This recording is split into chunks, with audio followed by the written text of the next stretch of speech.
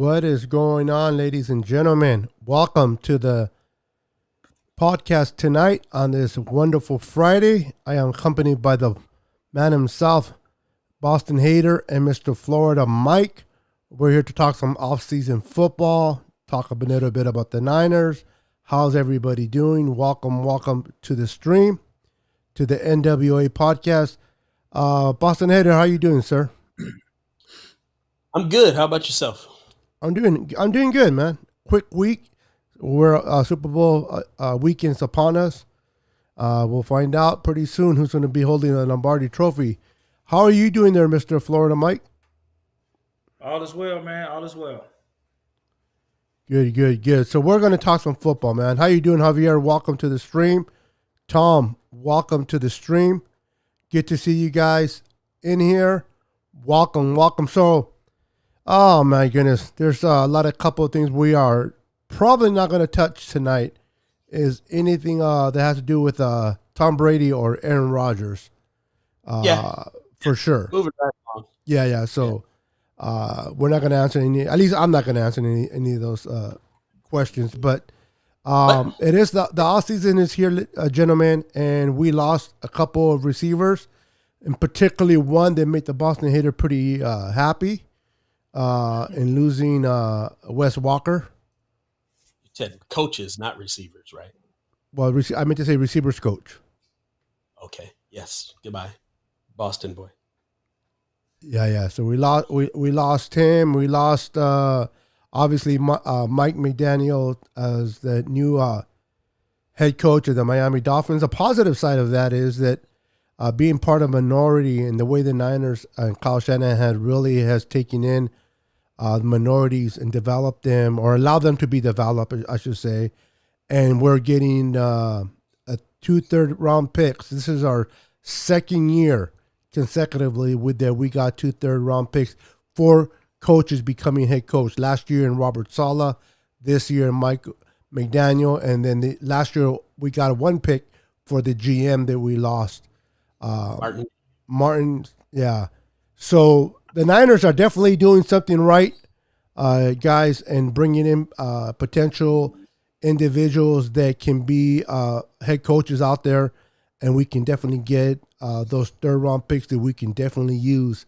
Give me your thoughts on that, Boston Hater. Oh, you know I'm all about that.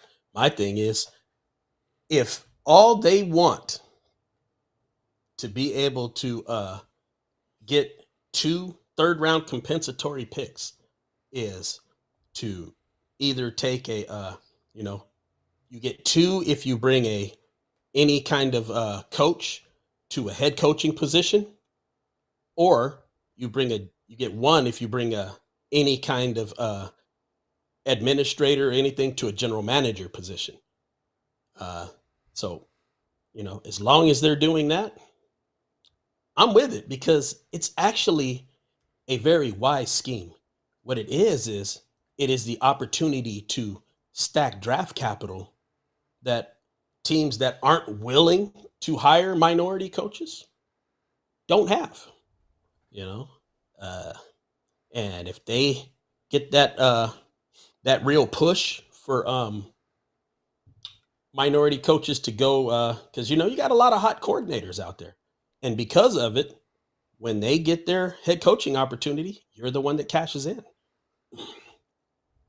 As a matter of fact, I think I brought this up the other day. We were talking, I don't know if it was Mike I was talking to or you, Beto, but Eric Bieniemy will be a free agent. And I am not opposed to bringing him in as a offensive coordinator, because at this point we don't have one. Yeah,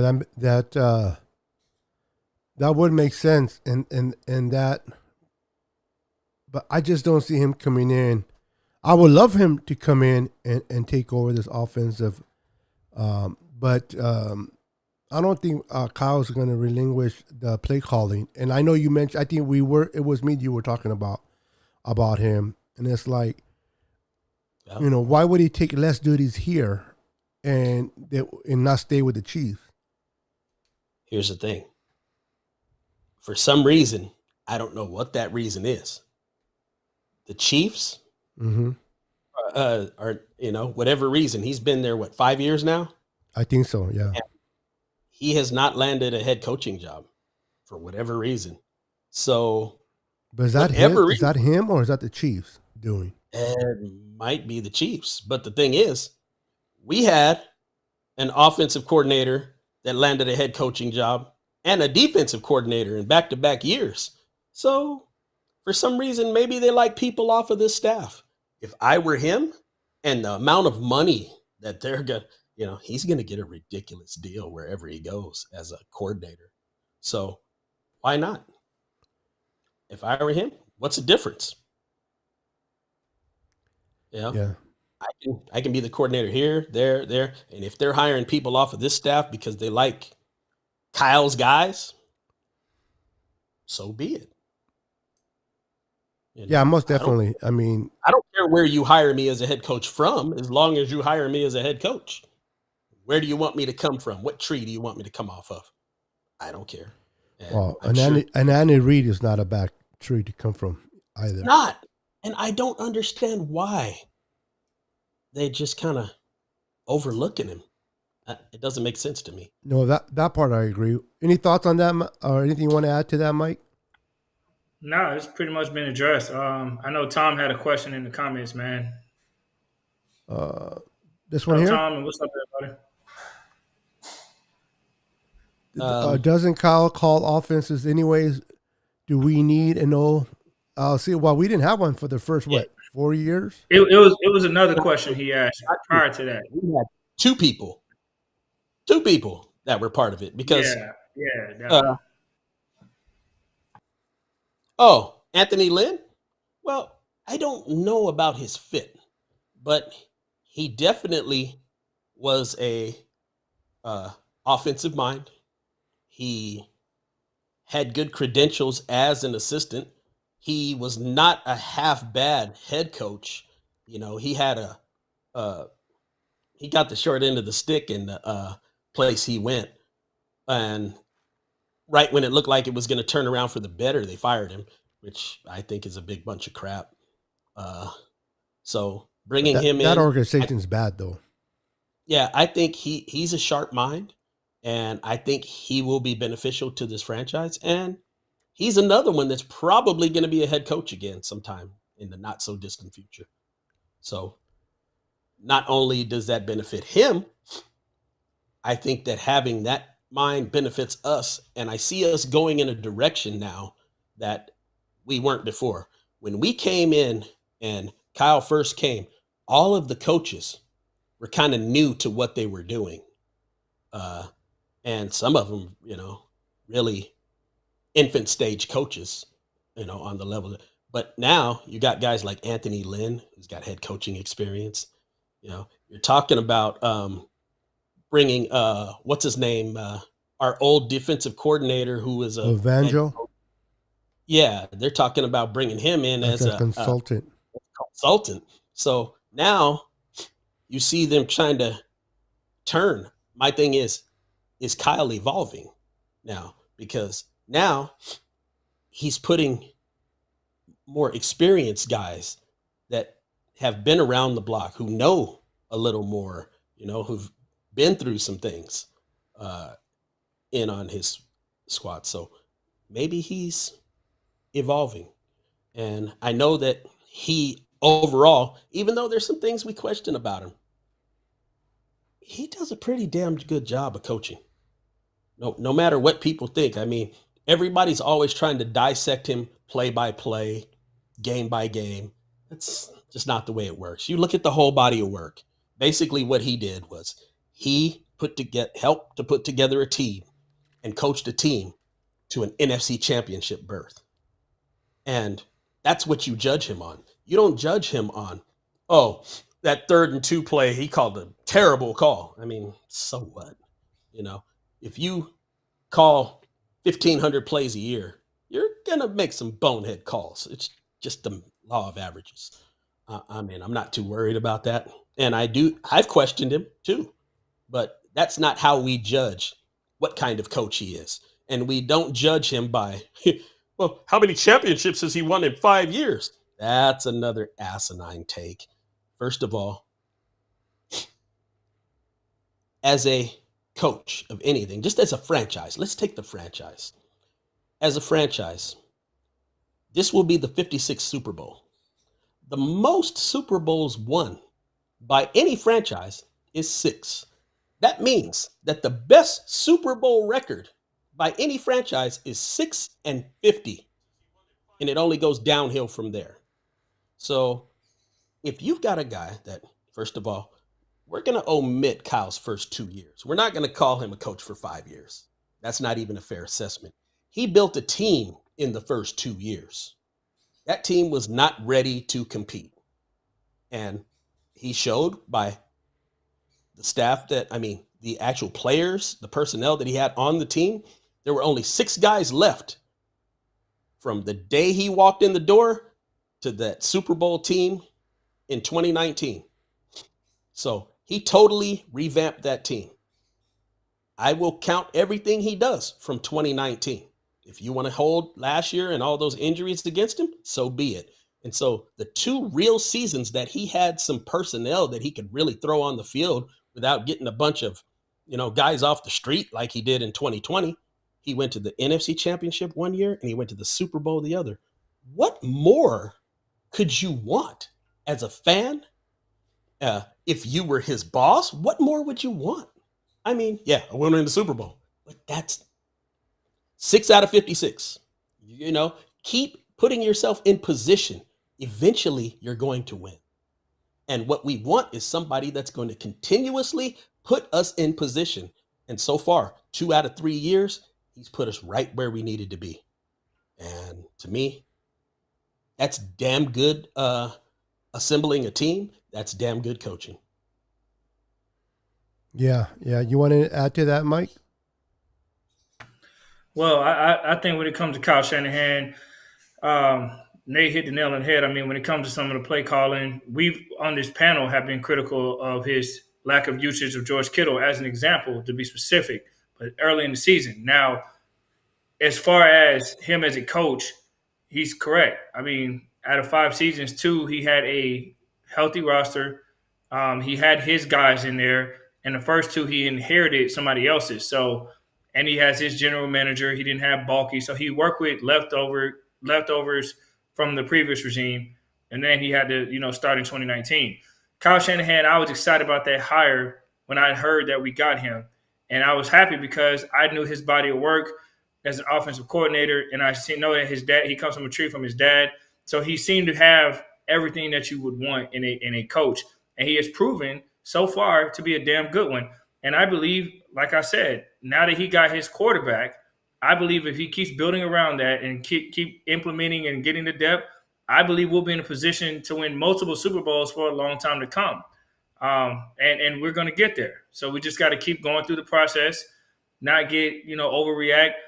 And the last thing I'll say is people will always talk about how the Rams are there, in the Super Bowl or whatever. But the funny thing is, these guys bought their team, and we've appeared in the same amount of Super Bowls by straight drafting. We didn't have to give up 6 years of a first-round draft pick to make the Super Bowl or the NFC Championship. We're pretty much doing exactly the same thing as far as results, but we're going to have an opportunity to be around for a longer time. The Rams, not so sure. So they're trying to win now. We're trying to be built for a dynasty for the next 10 years. So I'll take the chances with that. And I love what Kyle Shanahan and John Lynch is doing. I hope they stay together for as long as possible, as long as they keep drafting the way they're doing. Sure, they miss out on some, but they hit on some as well.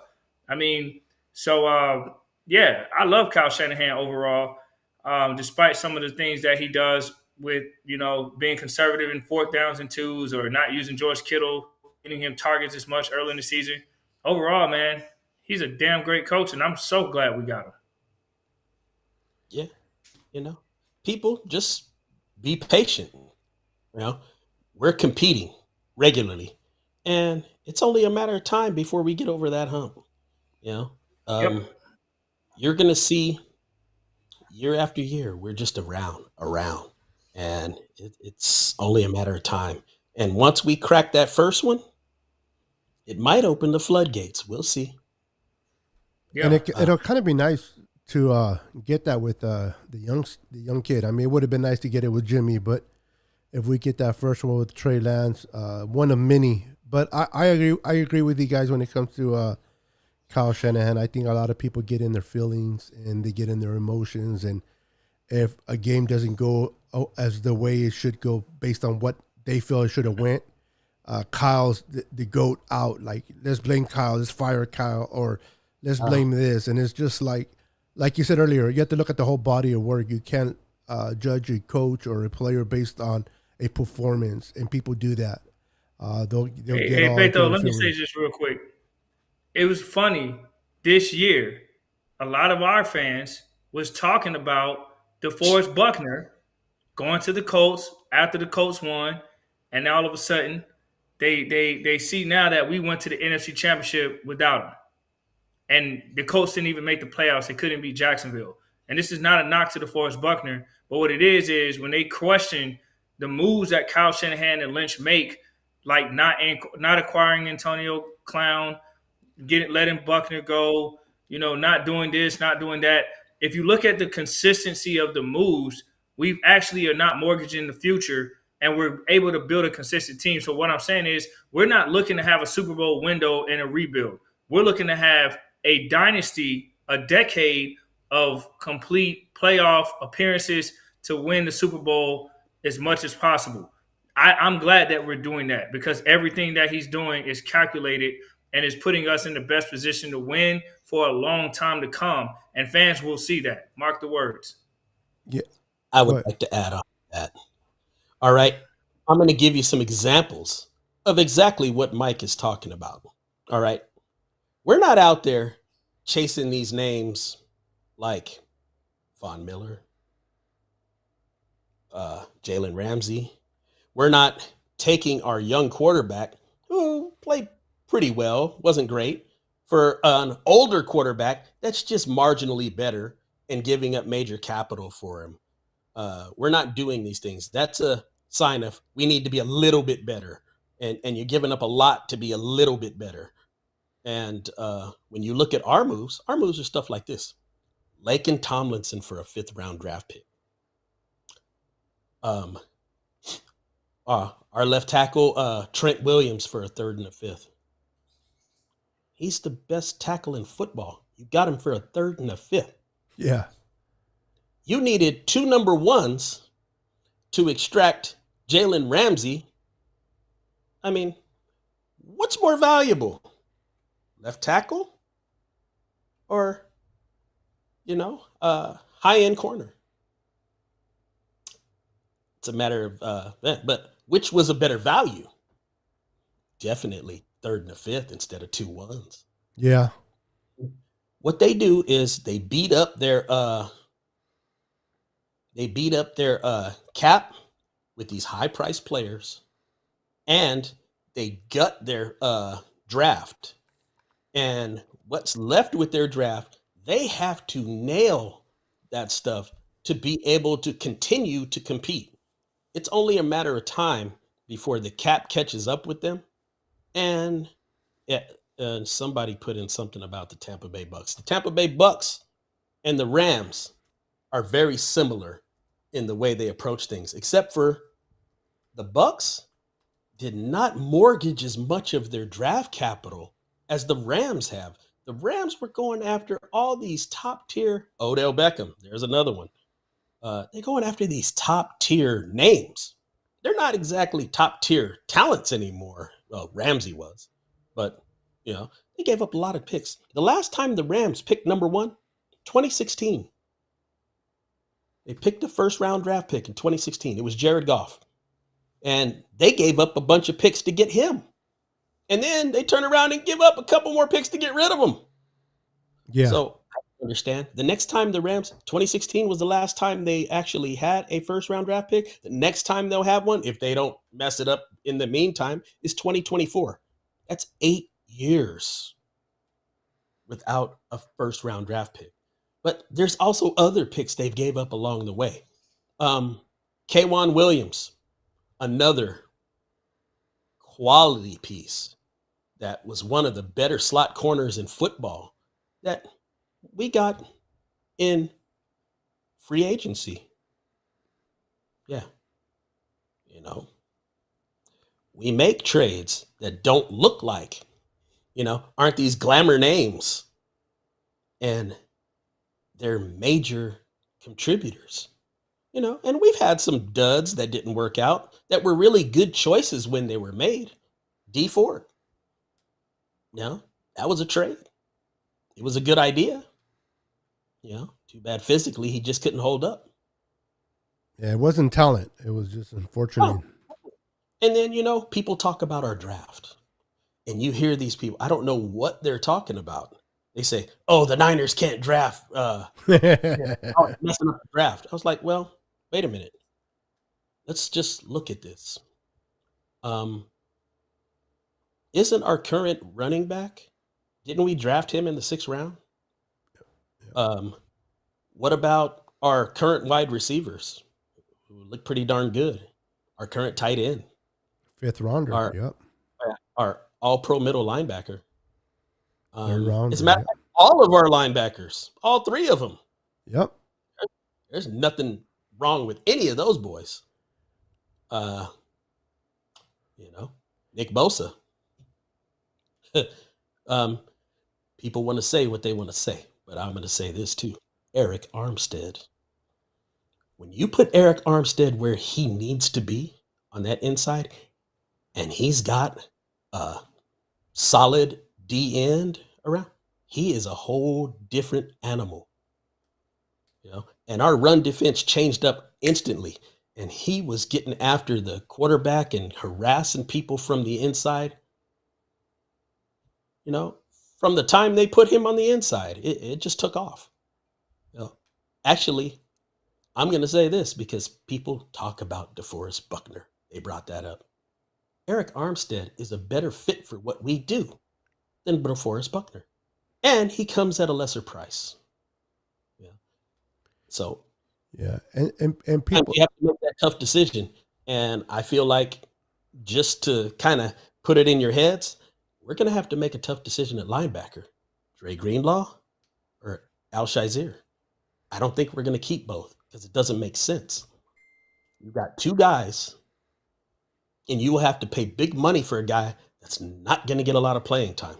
Because in our scheme, we don't use that strong side linebacker very much.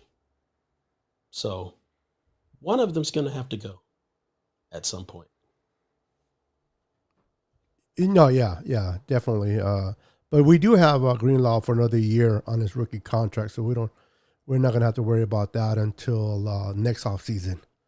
We should be good, Sure, but I mean, but I know you're talking in general. Putting it out there because this is gonna be an issue, and there's gonna be a lot of people's feelings hurt when they make that choice. And yeah, because you got a lot of team Greenlaw and you got a lot of team Aziz. Bottom line, this is my feeling. Greenlaw's a better player, but Greenlaw might, pay the biggest dividends when it comes to letting them go. So Al Shazier is definitely more than good enough. So which one do you choose? It's kind of like the Buckner Armstead thing. Yeah, Buckner was a better player, but he also netted you a 1st round draft pick. And then you turned around off that 1st round draft pick, parlayed down. Hey, ask Eric if he wants to call in. I see him in the chat. I don't know if he hears me, but no problem. I think he does, but I'll text him. Yeah, if he does, I'll just call him. But yeah, so there's a whole lot of scenarios that we're going to have to deal with because we're not going to be able to afford all these guys. We're going to have to make some choices, and we're doing the thing that a lot of these other teams are. We're getting younger. A lot of them are just aging, like you went from Jared Goff to Matthew Stafford. Got a lot older right there. You say yes, by the way. Oh, okay. So I wanted to kind of add a little bit to what Mike said about, and what you guys have been talking about, DeForest Buckner and the Eric Armstead. What people don't realize too, or people have been doing comparisons, which is I think is ridiculous with Javon Kinlaw and Buckner. But what they don't realize is we traded Buckner. We brought in Javon Kinlaw, but we also signed Ward, and we were able to get Brandon Ayuk because of that trade. So you got to look at it the whole thing. You don't look at just Javon Kinlaw. There's more parts to it. People like to compare Javon Kinlaw just to Buckner, and that's ridiculous. You got to look at the Ayuk. It was draft and Ward. Yeah. So you got to look at it all the way. You can't just look at it. Well, Javon, people, and the thing is, and I don't entertain it, but people call him a bust. How, because he was injured. The good thing, he got operated by the same doctor that operated Nick Bosa, and we saw how Nick Bosa was able to come back this year. By the way, I think he got snubbed. Him and Debo got snubbed in the honors last night, and nobody voted for them. For defensive, what's that category when you're hurt, you come back from comeback player of the year? Yeah. Who actually won that, by the way? Comeback player of the year. Burrow. Who was it, Eric? Joe Burrow won it. Oh yeah, Drew Burrow. Early Quarterbacks are always going to win it. Yeah, I mean, it's kind of hard to argue. I mean, guy did tear his ACL and came back and led his team to a Super Bowl. I mean, well, it's not a postseason award, so you can basically only through week 18. Well, did you make expect that them to be decision. in the playoff hunt? No, I don't think anybody did. Before the year started? No. As a matter of No. fact, I remember us having a discussion about them being added as the 17th game. And I said, so nice of them to give us an easy win. Wrong. Yeah. Hey, we got the win, but that team was no joke. I really thought it was Baltimore's division to lose. And And you know what? Lamar Jackson was hurt. Once they had a lot of injuries. It wasn't just him. It was a plethora. We have another question here. Is the Rams season a failure if they don't win the Super Bowl? Absolutely. You go all in. Yes. When you start making moves that look like desperation to win and don't, that's a failed season. But if you were building for the future, that's different. I would really think if they weren't, getting old and getting beyond, that just running up all that cap number where they're going to have to make some ugly moves here in the next year or two. They're actually a team that's going to have to reload with a bunch of young players. And if they're not capable, they're not able to do it. Yeah, it's a wasted season. And it will look bad going forward if they don't, they're not able to do that over the next couple of seasons. You look at the pressure between the two teams that are representing the Super Bowl in Cincinnati Bengals and the LA Rams. Which one has more pressure on? You got to believe it's the Rams. The Cincinnati wins it. That's great. They don't. They're developing that team the right way. They're going to be competitive for years. They'll be back. Rams, on the other hand, that's a lot to be put on them. But they do it to themselves. They don't. I mean, it works. It's worked for the Rams with no number ones, but they have to cash in now. They have to win this game. If they don't win, it's all for nothing. Because basically what they're doing is they're swapping out their number ones. And you know what? The thing is, a lot of the players that they're swapping these number ones out, half of them are gone. I mean, think about it. They gave up a number one for Brandon Cooks, gone. They gave up one for Sammy Watkins, gone. They gave up 2 for Jared Goff and 2 to get rid of him. That's 4. Uh-huh. Are you kidding me? That's crazy right there. That's the one I don't understand. If you're going to go, you have to go further than just Matthew Stafford. And even if they win, I still feel that way. But we'll see how it goes. Well, the pressure is definitely on the Rams. But then, coming back to the Niners this year, a lot of people have asked me, I think that this has been a winning season? I'm like, listen, we were Absolutely. 3-5 at 3-5 at one point. We made it to the We NFC don't even Championship. talk about. Oh, we don't even want to talk about that. Yeah, You know, so hear all the crap that is coming from those.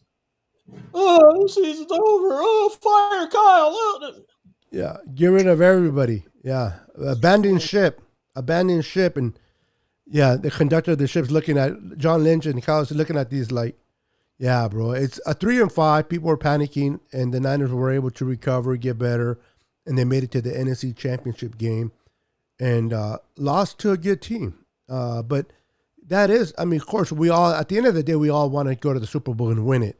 There's only one happy team at the end of the season, and that's the Super Bowl champion. You got 31 teams that are losers per se, but to get to the NFC Championship is not easy. If it was, a lot of teams will be there. well, only 4 teams can get there, and you have 32 teams in the league.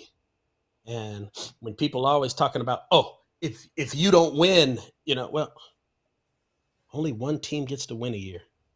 One. Yep. So if you fired everybody that didn't win, there'd be 31 new coaches every year. No, yeah, really. That'd be a lot of third-round draft picks. No, it's only third round draft picks if you got minorities getting hired into those spots. I'm just playing with you. but I the know you've bottom- been talking about that a The lot. bottom line is,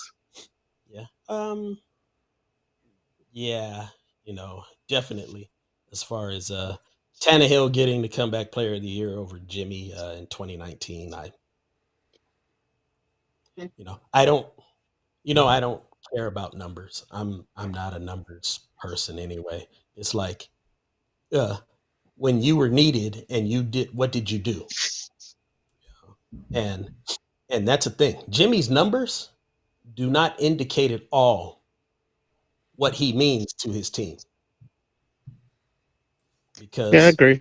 it's very obvious that this is a team that wins 70% of their games when he's on the field, and they lose 70% of their games when he's not. That's not, but that's the defense. I'm like, it's the same defense when he's not there. Oh, that's the running game. It's the same running game when he's not there. So, And that's the funniest part, bro. They can't understand that, sometimes football, and anybody who's played a sport, organized sport, that's not individual sport, where it's a team sport, understands that some guys it's not about their numbers, it's more about their feel. And I think me and Mike had this discussion the other day. I told him, for instance, one of the players I like to bring up, it's basketball, Magic Johnson. Magic Johnson averaged less than 20 points a game for his career. He might have averaged 10 assists a game, but I think he was just a little shy of that. And there was nothing just like ultra impressive about his numbers. He wasn't a great defensive player. He was very average. But he made everybody on his team better, and he made everything easier for the people on his team. And when you needed something from him, you got it. And you know what? The bottom line is they won a lot of games as a result of Magic Johnson being there. They won a lot of championships as a result of Magic Johnson being there. And so he's in the Hall of Fame with numbers that look very, slightly above average. They don't look like Jordan numbers or LeBron numbers or Wilt Chamberlain numbers. They're very pedestrian in comparison. But, what value does he have to that team? And, Jimmy, same kind of guy. They win those games because he makes plays at the right time, a lot of times. And people just seem to forget about that. And, mind you, this is what they do remember. They remember that he does keep teams in games sometimes because when we had, for instance, the Cowboys on the ropes and we were getting ready to close them out, he threw an interception at the absolute worst time and made the game interesting. So, you get the good with the bad, but you know what? He's more good than bad. Absolutely, and you gotta look at that. And you make a valid point. He makes his crucial mistakes, and I hate that he went out the way he went out against the Rams with that interception at the end, because I know that's what people are gonna look at once he's gone. But the point you made about how people use the excuse that the reason why the Niners win with Jimmy is because of the defense and the running game, right? But when he's not there and there you have the backup, that same defense is there and that same running game is there. So if that was so true, you would think we would win a lot of games without Jimmy. And the fact Yeah. that we didn't, that means that Jimmy's the difference. Oh, Tom, nice one to pull up. I'm going to go with this. This is the thing. Mullins is the one that really I like doing this because, see, we're talking about the numbers and how people always talk about the numbers don't lie. Well, yes, they do. you know, because Mullins had a lot of the same numbers Jimmy had, same touchdown to interception ratios, same yards per game numbers. But for some reason, he lost a lot more games than he won. And it was with the same team. So the 70% argument is pretty solid. So, uh, yeah, the numbers are just numbers. Like I said, it's all about what you do and when you do it. And, if you start getting into things like more advanced statistical things like, all right, Nick Mullins is over there throwing for 275 yards. But on 3rd and 9, he's completing a 7-yard pass. On 3rd and 9, Jimmy completes an 11-yard pass. Yeah. Those 9 yards mean nothing. Those 11 yards are huge. Hey, real Hey, quick. bro. Go ahead. Go ahead, Man. Beto. No, I was just going to say that you're going to call it a night, but go ahead. You can. Yeah. No. I was I got to get up super early in the morning. But yeah, I definitely wish I could chop it up, man. But hold it down for me, guys. I appreciate everybody tuning in. So I want to respectfully say my departure, and you guys stay tuned in the show, man. You got some great gentlemen up here breaking you off some real Niner talk. All right, Mike. All right. Get your rest, Yeah. brother. Take it easy, Mike. All right, man. Take care, guys. Take care. Good night. All right, go ahead, Boston Hater. Oh, yeah. So basically, that's the perspective that I come from on that. And I also have somebody saying that, yeah, that right there. No, it has nothing to do with the fact that whether I like or hate the Celtics, because see, I couldn't use an example like Larry Bird because Larry Bird had some pretty lofty statistics. So that would have been a bad example.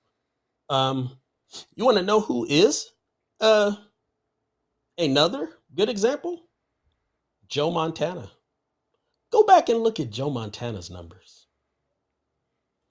There's nothing exceptional about him, but like I know, he was winning football games big time. So, no one was blaming the defense and the running game then, but the defense was nasty. He had a vicious defense some of those years, and they didn't really get the credit they deserved. It was the offense that got most of the credit, especially like that 84 team. Oh, man, that defense was brutal. So, he's another good example. Early years of Tom Brady, another solid example. First 4 years, Tom Brady was not impressive at all. But he was, effective? Yes. Yeah, I mean, when you needed him to go down and make a play, he went down and made a play, got him in position to win games. I mean, A lot more than not. That's yeah.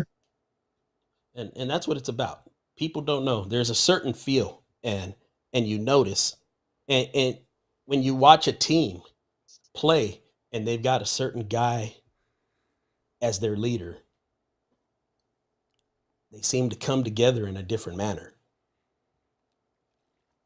And, one thing I can say about Jimmy, he's no superstar, but he's a leader.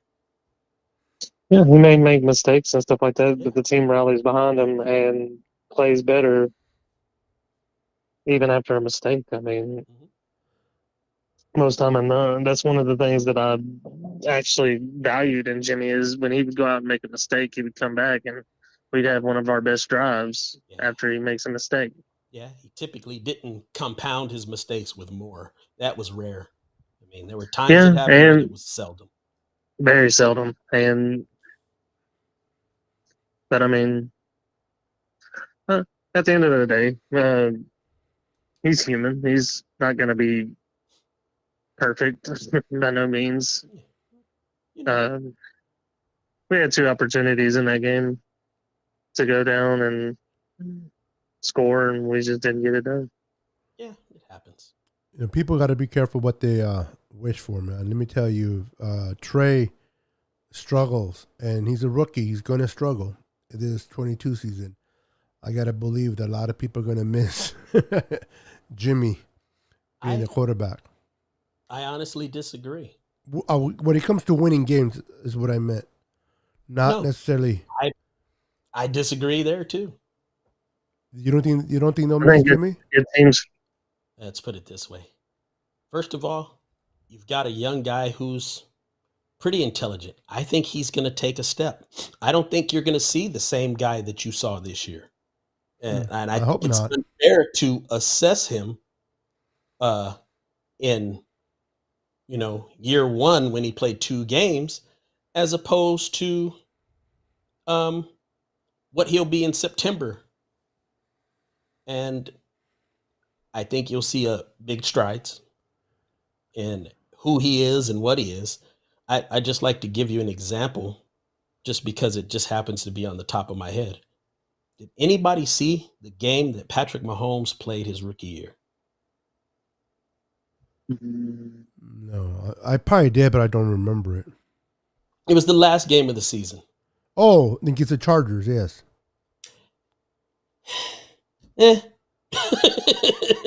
Not near the guy you saw the next year. Now, I don't expect to see that drastic of change, but do expect he's not going to be the guy that you saw this year. And one of the things that he's going to bring to the table is he's going to unlock some things in the running game as well as the passing game that we didn't have before. The real question that we're going to have on our hands with him is he going to be able to more consistently hit on his short and intermediate stuff? That's going to be the question. And one of the things that he shouldn't have to concern himself with, which I hope that he will have figured out, is a lot of his mechanics were kind of iffy this year, which, a year later, when you've got to just work specifically on that, now you're out there not worrying about mechanics, not worrying about whether or not you've got the right play called, but you understand that stuff, that stuff, and you get to say, oh, I see this safety cheating up. He might be trying to, to blitz, or he can think about football and what he's got to do on that particular play, and not think about whether my base is wide enough and my mechanics are good, and thinking about whether or not we're going to do I have the right play called? Is this the play I think it is? Is this a skinny post, or is this a flag route? So he doesn't have to think about that anymore. I really think that it's just going to come down to reps. I think it's, that's a given.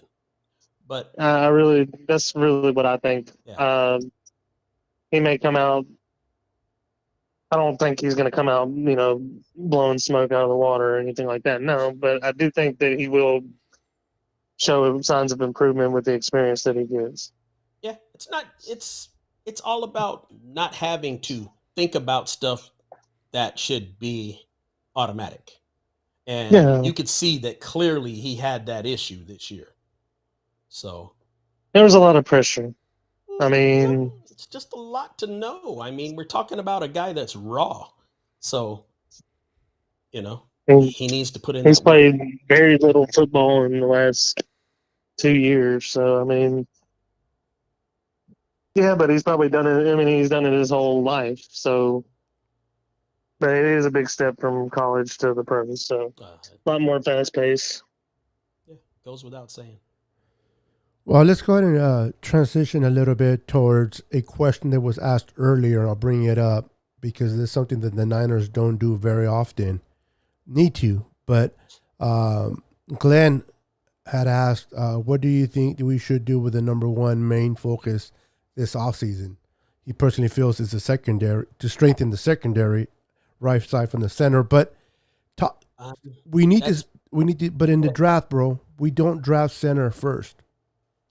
first of all, I'm not even interested in talking about the draft. And then I'll talk to Uh, Eric about it then.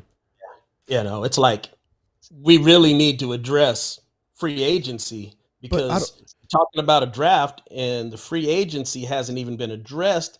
And you can talk about that, but the thing is, it can change like that. no, you're And right. And I wasn't referring to, I was not going to get deep into the draft because at all, but I was only referring that my that point of, question is something we need to address. no, but my point that I was going to bring up, it was that Kyle Shanahan and Lynch has a track record of always doing pick and draft in the trenches, never really secondary. So I was going to say, do you think they'll address that more in free agency than they do in the draft? I have no idea. This is the first time they've actually not had a first round draft pick. Yeah, I don't know how that's they're going to pretty do true. it. I think there's going to be a lot more importance on that first But, pick in the second round since there's not a when was first the round. last time they drafted a center? I mean, a corner or made that a priority? I don't think they just make secondary a priority. They haven't showed it in their track record. Yeah, like I said, the highest that they've drafted a defensive back period was in the third round, and I believe they've done it twice. Yeah. Yeah, one time it didn't work. This time it's kind of promising. It looks like, yeah, with Everett Thomas. Yeah. Because Akilla Weatherspoon was the first one. No. And he was shaky. He showed signs of promise and then kind of just. Go ahead, Eric. No, I was gonna say he showed signs. He showed signs where you thought you were gonna get a great product out of him, Yeah. and then he got injured. And after he came back from that injury, it's like he just it Wasn't wasn't the same. Wasn't the same. He looks pretty good with the Steelers.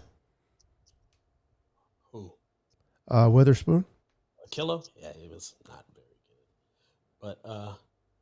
But so if free again, we're not going to go too far into the draft. You're right, but free agency, hopefully we can address some of that concern. I'm more worried about what we need to do with our own free agents. That was another transition that I was going to go into, that we should concern ourselves more. One I really would like to focus on, because I want to get. There's a few guys that I want locked up before free agency even starts. DJ Jones, baby. That's one. Arden Key. It's two. And Laken Tomlinson is three. It's three. Those are the absolute three. I mean, there's a couple of others, but those are like. I think Tomlinson might go to Miami, though. I think they're going to pay him more money there to go, and they need that offensive help over there. Oh, but here's the thing. If you lock him up before he gets to free agency, it's not an option. You don't think he'll test it? I think that if they offer him something right, this is what you got to understand. First of all, the kind of offensive lineman that Laken Tomlinson is, he doesn't fit a lot of places. True. Yeah. So I don't know what they really plan to do over there offensively. And they don't have the personnel to do what we do. So they're either going to transition to that and he'll just be a part of it, and they're going to really struggle in the transition. But right now, Laken Tomlinson. He's been there ever since Kyle, and that was one of their 5th round draft pick for that guy in 2017. He hasn't missed a game. Yeah, I was gonna say that I Tomlinson, also thought he was the highest priority. did we draft Tomlinson? no No, he came Detroit. from Detroit. Oh, I was gonna say yeah. Oh, he was a 5th round for Detroit. Yeah, we Okay. traded for him. Oh, We gave him 5th. Got you. 5th round for him. Okay. Okay. And that guy gave up minimal pressure this year. Only gave up 1 sack, and that was in the playoffs. No, I like him. He's good. Yeah. So, I mean, this is a guy that you want to keep. And Him and Trent work well in the left side. yeah, I mean, he's been rock solid, the whole time he's been there. So with that said, let me ask you, Nate, out of the 3 individuals that you mentioned, hopefully we can sign all 3, of course. But if you had to sign one out of the 3, who would you choose to pick? Oh, Tomlinson, without a doubt. Okay. He's I number kind of thought that's where you were going. I mean, it's a good choice. Definitely. Because that's where we need the help more than we have other people that we can, Javon can do what DJ does if we lose DJ. But who do we replace Thompson with? Yeah. That guy for us is pretty high end. And whoever you replaced him with is probably going to be a drop off. Yeah. And if it's a significant drop off, that could be a mess. Yeah. Especially with a rookie back there. You want to protect them and the best you can. So I agree. Thompson should be priority. What's your thoughts, Eric, on those 3 that Boston Hater mentioned? Do you agree that Thompson is priority, or would you choose one of the other 2? I think Tomlinson is a priority. Okay. Then from there, I would probably, honestly, I'd say Arden Key. He's and then from there, honestly, left. yeah, I mean, I like DJ Jones when he can stay on the field and be healthy. It's kind of been that's been one of the issues he's had is being healthy for us. But great rotational piece for us. It's another depth piece, just like Arden Key is for us. So, I was gonna say an honorable mention though on the line is Brunskill. Oh, we definitely need to keep him. But here's the thing. I'm kind of hoping it's not as a starter, but oh my God, he's a Swiss Army knife. He can play any one of those positions on that line. That's the kind of guy you gotta have, and he's not going to be expensive. So it would be a good idea to keep him. He would definitely be the next guy that was on my mind. Yeah, I was gonna say, like, as far as the depth, if one of those, like, we had a situation where, hell, McGlinchey went down for the season. Trent Williams missed time. I mean, we gotta have the next man up, and he's not a bad guy to have come up and play. No. Not so far at any position that he's played at. He's definitely he's been pretty solid. He's pretty serviceable. He's not a major drop off. The only places that we could have a major drop off on the line is those 2 left side positions. Yeah. Those guys are so good that pretty much anything you put over there is going to be a pretty major drop off. Yeah, I like Brunskill as well. Me and you, Boston Hater, on the side, we have talked about Arden Key, and we had discussed about how there'll probably be teams offering him their services or requiring his services. But if you think about it, him coming from the Raiders, how he played with the Raiders, and coming here with Chris Kosarek and how he developed in that 1 year, we both agreed at the time that it'll be more beneficial to him to stay here for another 2 or 3 years, get his craft together, and then get paid. I think that it would be in his best interest because he's a young guy and he didn't have any success with the Raiders. And he comes here and all of a sudden, 1 year, voila. I mean, you probably don't want to, if you're him, run out there because right now, if I was guessing, because he's a rotational piece, he's probably going to command one of those deals that was kind of similar to Ebucom, between about $5 and $7 million a year. Um, at that price, you keep him. I mean, if he goes beyond that, you probably say bye. Yeah, exactly. Even like the same thing with DJ Jones. He's probably a little less than that. Even I think you can milk him down a little more, around that $4 million mark because he does have that injury history. True. And that does come back to him. And he's not on the level of Arden Key. No, but what I meant was if he wants too much, which I doubt it, but if he does, then you move on from him.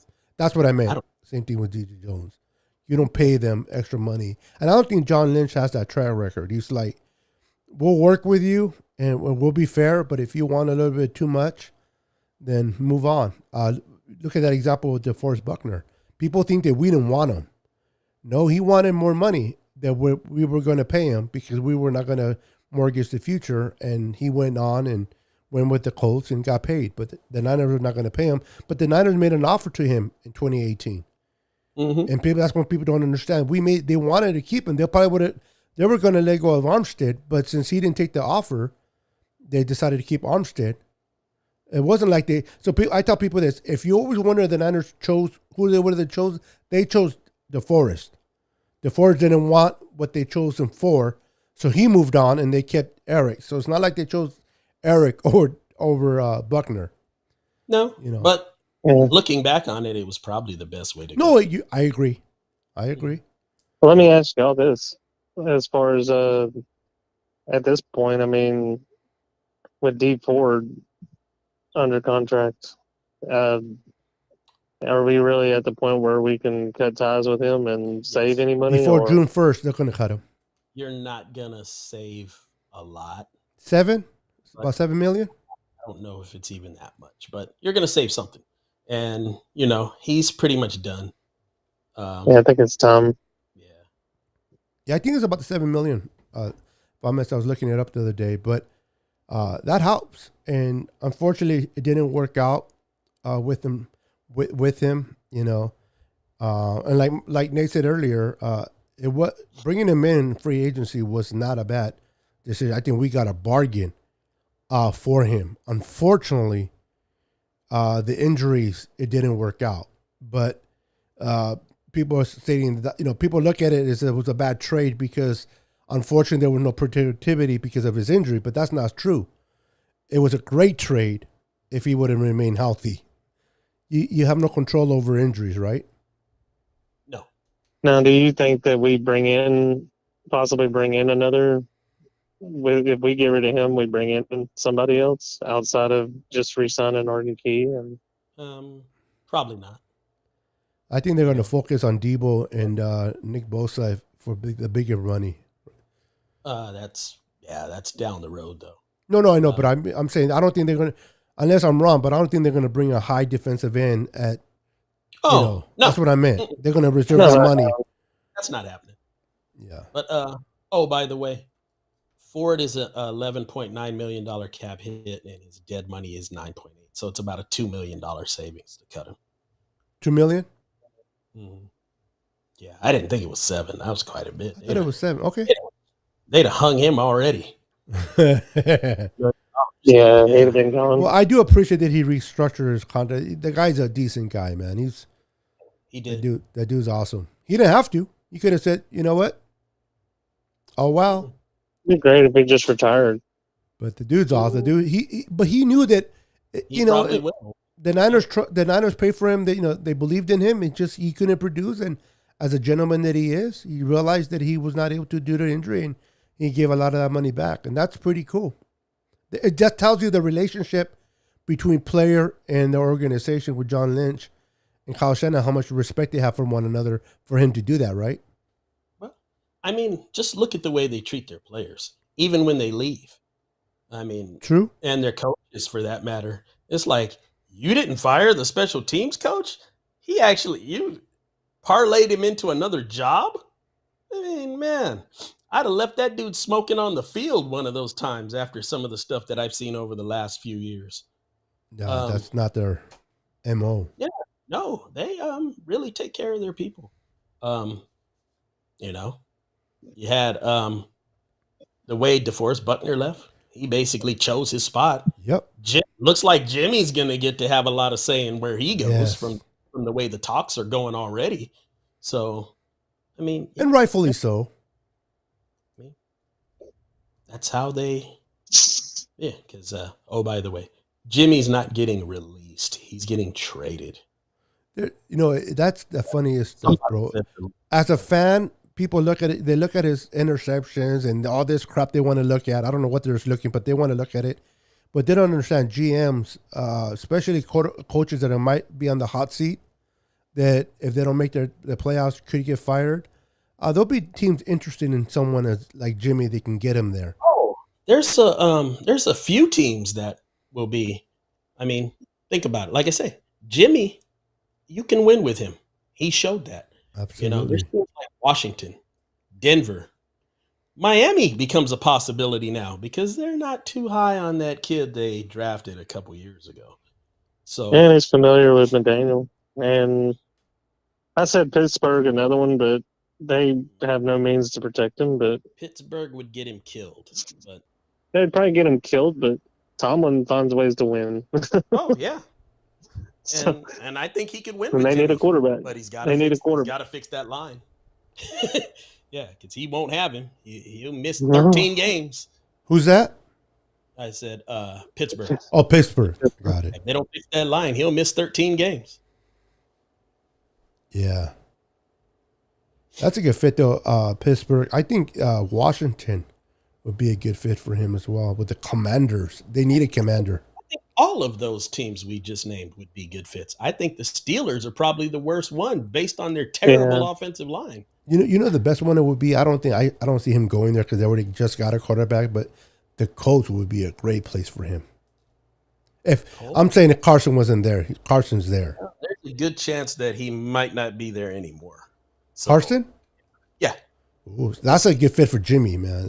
I think it would be. Wouldn't be bad. Not bad at all. No. I just don't know if they can work around the numbers. Work around what numbers? Yeah.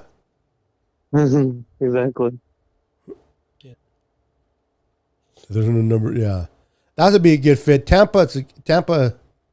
I don't. The only thing I don't see about Tampa though is Bruce. Doesn't he like the deep throws? Yeah, and he's not the guy for that. No. But so if you keep him out of that loop, he could win with them. But the way that they're structured, it would be short term. That team's going to come apart. yeah. Yeah. And I think you mentioned that when Tom went there. Remember, you said that take your chances when you get Tom because once he's gone. Yeah, Yeah, they were all in. You brought him in there. They shot their shot. They were picking up everything they could. No, and for the long run, it's going to be terrible because they're going to feel it again. But in the short term, at least they got a Super Bowl out of it. Yeah, it worked. But give it 3 or 4 years from now, they'll forget that Super Bowl when they're losing consistently. I don't know. See, you got to realize different franchises behave differently. True. See, when you look at teams that are used to winning, and you had the Niners, who, historically, really, even when they weren't getting over the hump, they had some really good years in the 70s. When you got to the 80s, they were dominant. The 90s, a lot of the 90s, they were very damn good. And then you got past Mariucci, and it fell off a cliff. That was painful years, bro. It was garbage until Harbaugh showed up. Yes. And you had that little run from Harbaugh. And then it fell back off the cliff. And Shanahan has a resurgence. And we are now building in the way that we're, set up to win for long periods of time if we keep doing what we're doing. And that's the way we are. Tampa, look at their history. They're used to losing all the time. And when they get close, they go overboard. They got over the hump once with Gruden. You know, he did a lot of stuff, and then they fell apart. Even with him there, they ended up firing him because that team fell off a cliff. And they were bad. How many years between that one and this one? How many years were they bad? A lot, weren't they? Quite a few. Yeah. I mean, they had a couple good years thrown in there, but overall they were pretty bad that whole time. And then you bring Brady, all right, let's get our Super Bowl, and you know they're probably going to fall off for a while again. So that's the trend that they're showing. We'll do that. I see it weird as the Rams doing that because you know what, the Rams, they actually had a history of being a pretty good team, and then they had a rut, just a terrible rut. I mean, before they hired Vermeil, they were trash for a long time. It's like from Jim Everett as their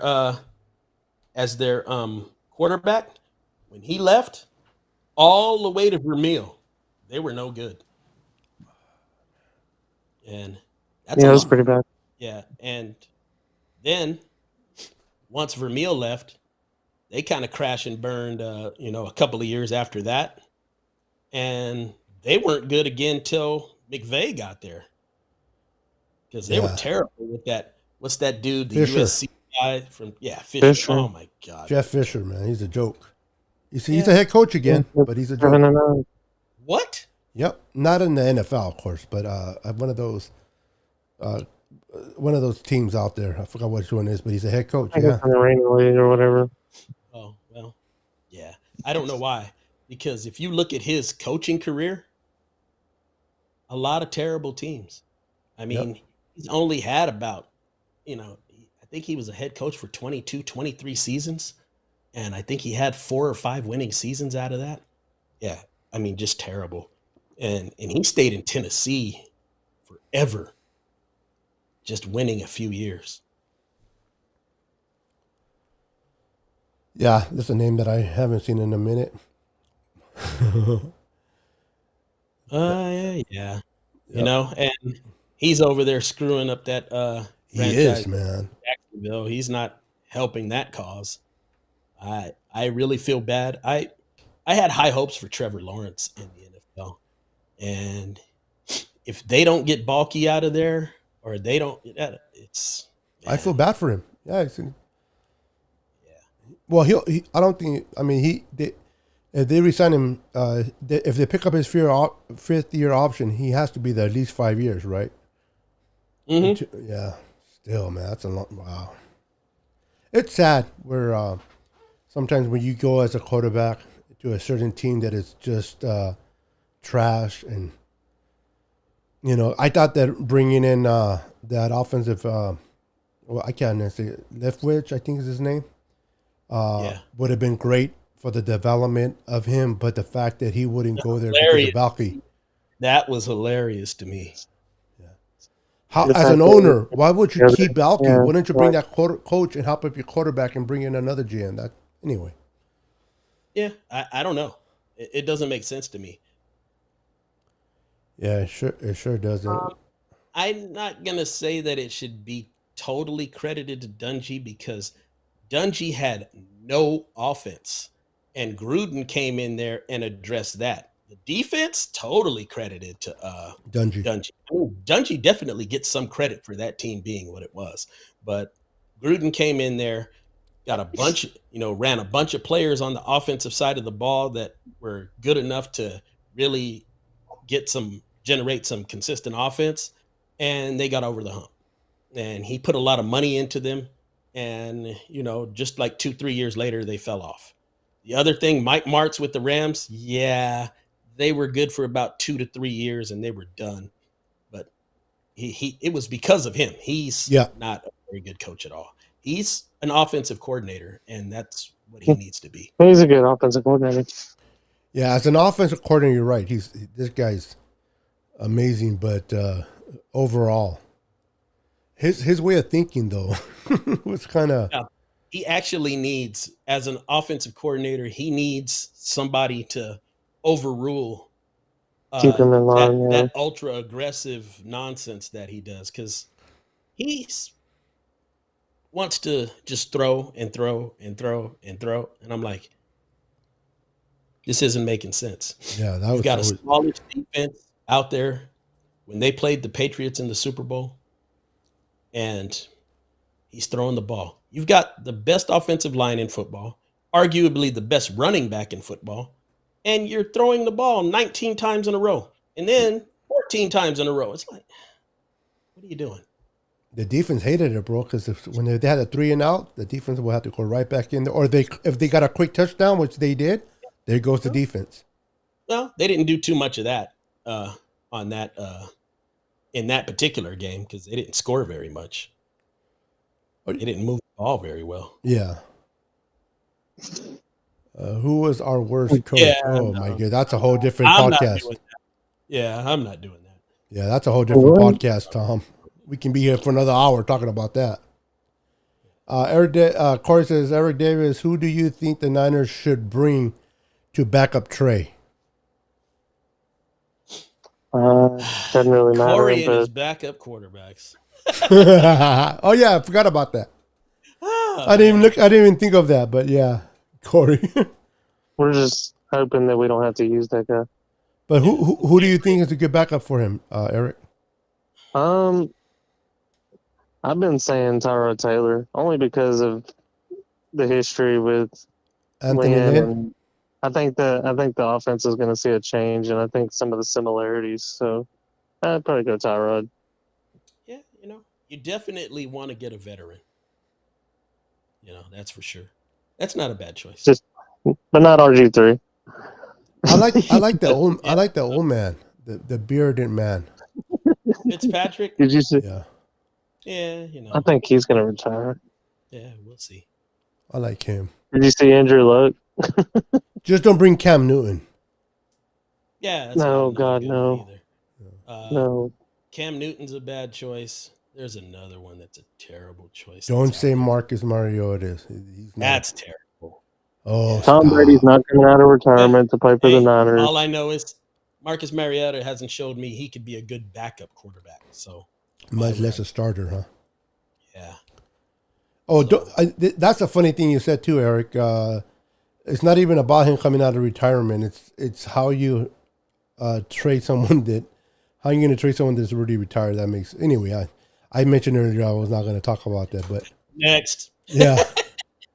I don't think he was that bad, but I seen worse than the Niners. Ooh. Me? Oh, Chip. Oh yeah, I don't think Chip was as bad. I seen worse coaches for us. Mm. Erickson was one of them. Wait a minute. Who was 2-14? Oh, Mike. Hmm? Who's 2-14? Yeah, that was Chip Kelly, wasn't it? Oh yeah, Chip but Kelly was he got a bad first. team though. He Wasn't No. that bad. I'm not saying he's good. I'm just saying out of all the coaches we had, he's not the worst. That's what I meant to say. He's I don't so really tired. want to. Oh, I'm sorry. I'm sorry. Whether you're at It's top of the garbage or the bottom of the garbage, you're still trash. trash. Yep. You know, Got to remember that. we're gonna go down a list. I mean, because there's a lot of them. I don't want to sit up here and go down a list of terrible coaches, because we had Yeah, we had be a here all string night. of them. Between Harbaugh and Mariucci, just take the whole Yeah. list. How about that? They're all bad. Mm-hmm. And everything between the two guys between Harbaugh and Shanahan, put them in there too. Oh yeah. Yeah. Mm-hmm. Yeah, and pretty much that covers pretty much all of it. Yeah, we don't have to sit there and name names. Yeah. No. Yeah. I'd rather talk about the good coaches.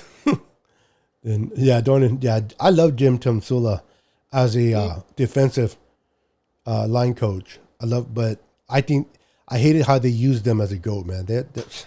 Anyway, I mean, he made his money. Don't feel too bad about him. He made his money. Not at all. I'm like, that dude went from defensive line coach to head coach for 1 year, You got got that $5 million. contract and got fired, and it's not like being a player. Yeah, You you don't keep the have money. like 40% of your contract or 60% of your contract that's guaranteed. Man, you got a 4-year deal, and you get paid every penny of that, whether you're there or not. Yeah, he did all right. Yeah, you did a little bit more than all right. He was retired, and kind of like what's going to happen with Vanjo. He can come with us if he signs with us as a consultant. He'll make money from us. Denver's still paying him. Yeah. Yeah. But you only pay him what you pay him. The difference is paid by them. That's how that works with coaches. When coaches get fired, like let me just give you an example. Let's say you're a coach and you're making $1 million a year. Okay.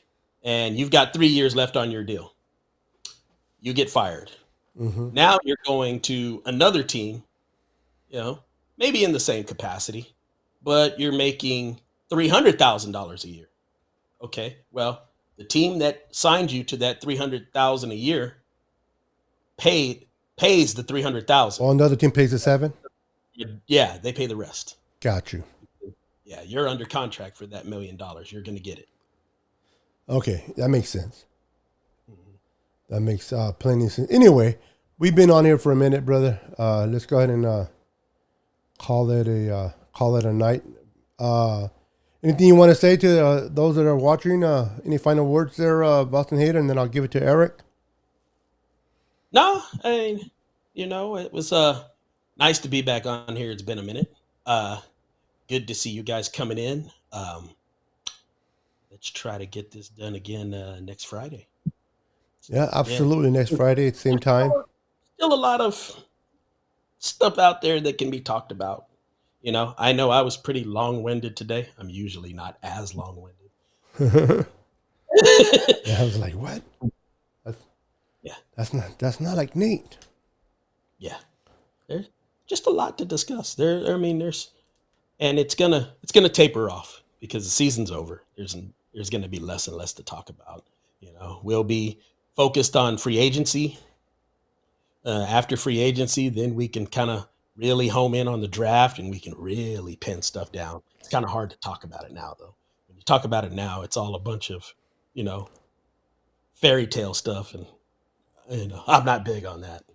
But you're not? What? Man. And here all this time, I thought you were. You know better. We're going to miss practice. Eric, any final words, brother? Yeah, I mean, sorry I was late. Yeah, no worry. But glad I'm. You were just in time, bro. Glad I was able to come on and talk with everybody. And yeah, there is definitely a lot to address. Just hope to chime in this next Friday and just kick it off going again. Hopefully sometime before the season starts, we can see you on video. There's one other thing I'd like to put in here. Just questions so you guys can answer and respond in the chat. Who do you really want to see win this game Sunday? Mm-hmm. Yeah, that's a question for you guys in the chat. I'd like to know who you would like to see win this game. And also I want to pose that question to you guys before we get out of here.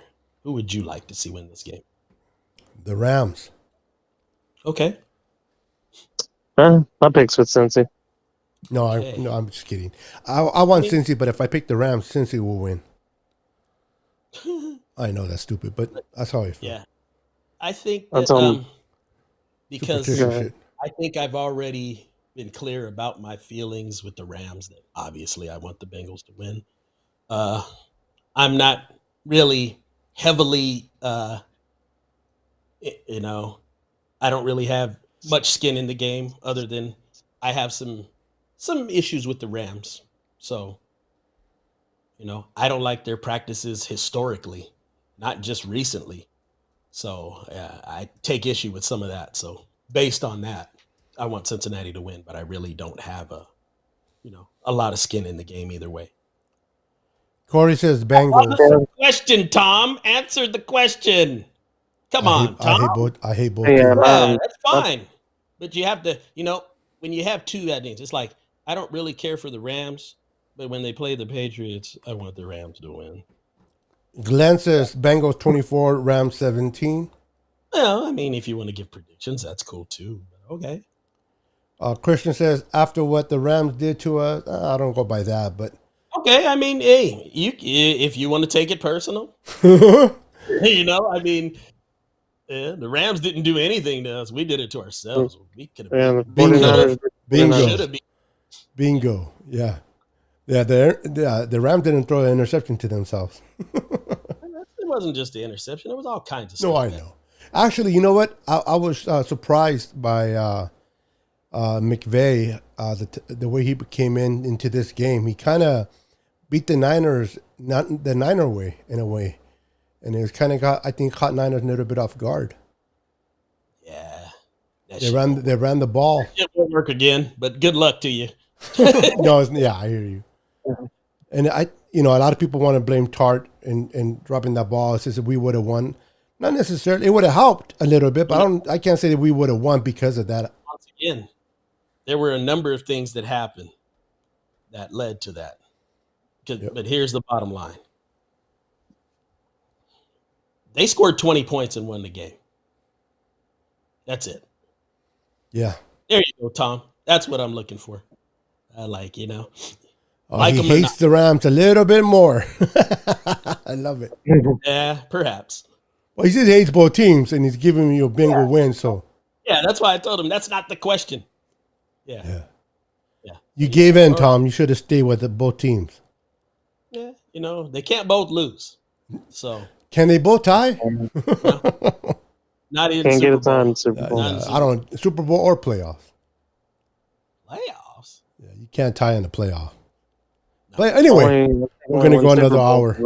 You know how we do it. So, all right, guys. Well, thank you for joining in to the N.W.A podcast. We appreciate each and every one of you. Continue to tune in. We'll tune in next Friday. I know sometimes our time changes a bit from 7:15 to 7:30. This is why it's always good to have the notifications on. So then when we do on, you can welcome to join us in our conversation. For tonight, thank you. Have a blessed night, and we'll see you next Friday. Peace.